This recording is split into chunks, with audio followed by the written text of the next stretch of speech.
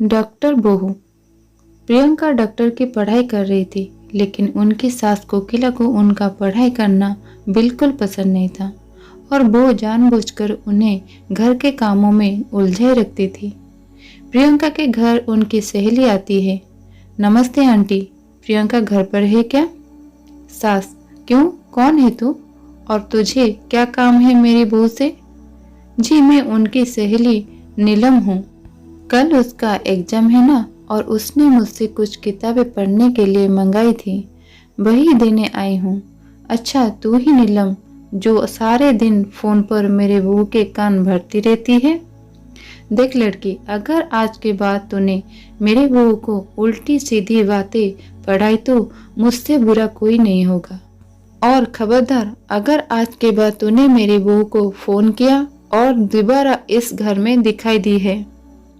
अरे माँ जी, पता नहीं आप किस जमाने की औरत हैं। मैं तो सिर्फ आपकी बहू की मदद करना चाहती थी, लेकिन क्या करें, बेचारी की किस्मत ही टूटी है। उसे आप जैसा सास मिली है। ठीक है, जाती हूँ मैं। बुढ़िया आई मुझे भाषण देने वाली, तेरे जैसे बहुत देखी है मैंने। प्रियंका, माँ जी, मेरी बहन नीलम घर पर आई थी क्या? माँ जी बोली, अरे बड़े बदतमीज है, तेरी सहेली औरों से बात करने का ढंग भी नहीं है। उसे तो मैंने बड़े बड़े ताने सुनाकर भगा दिया। डॉक्टर बहू, अरे भगवान, अब क्या होगा, कल मेरा एग्जाम है। सास कोकिला, अरे तेरे एक विकार की पढ़ाई में क्या रखा है, बड़ी आई डॉक्टर बनने, चुपचाप घर के कामों में ध्यान दे। सास कोकिला, कल मेरी कुछ सहेलियां घर पर आ रही हैं, इनकी खतरदारी में कोई कमी नहीं रहनी चाहिए। बहू, जी माँ जी। प्रियंका के साथ मुंह फुलाकर वहां से चली जाती है। अगले दिन का पूरा समय प्रियंका का सास की सहेलियों की खातिरदारी में और घर के कामों में बीत जाता है और प्रियंका एग्जाम नहीं दे पाती है। उस रात प्रियंका अपने पति करण को सारी बात बताती है। करण, अब क्या बोलूं, ये माँ भी ना, कोई बात नहीं है, और तुम अपना मूड ठीक कर लो, अगली बार अच्छी से ठीक से पढ़ाई करना। भारती, कुछ दिनों के बाद बाहर से आवाज आती है, अरे कोकिला बहन है, घर में प्रियंका है। कोकिला, क्या हुआ भारती, तू इस तरह लंगड़ा क्यों रही है? भारती, अरे क्या बताऊं कोकिला बहन, सीढ़ियां उतरते वक्त मेरा पैर फिसल गया और पैर में सूजन आ गई है, इसलिए तेरी बहू से दवा पानी कराने आई हूँ।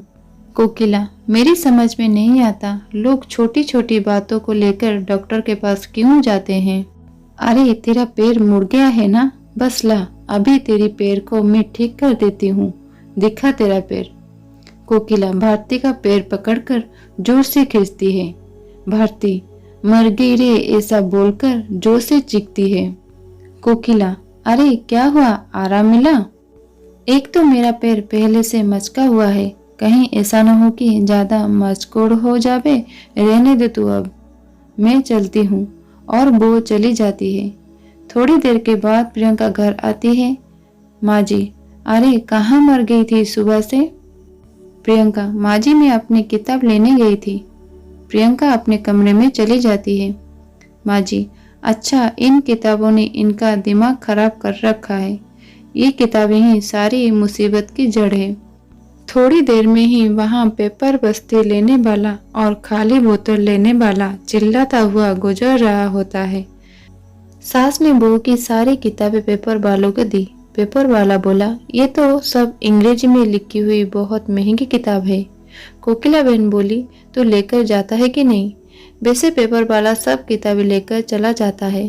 प्रियंका को जब इस बात का पता चलता है तो वो बहुत दुखी होती है और अपनी पढ़ाई पूरी करने के लिए लाइब्रेरी में पढ़ने के लिए जाने लगती है।